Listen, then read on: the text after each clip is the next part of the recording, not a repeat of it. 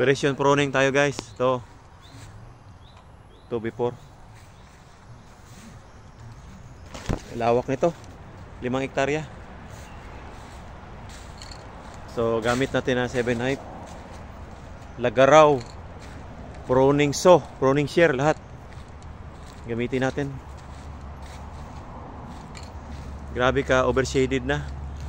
Wala nang pruning. Kaya kailangan nating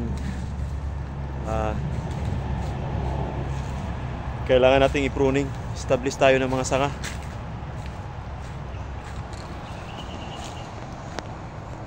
Sayang dami sanang bunga. Ma-abort talaga pag walang pruning. Ayan wala nang sikat ng araw. Hindi makapasok hangin. Ano siya masyado na siyang drop. Kaya puto lahat yan. Malawak to guys. Punta doon.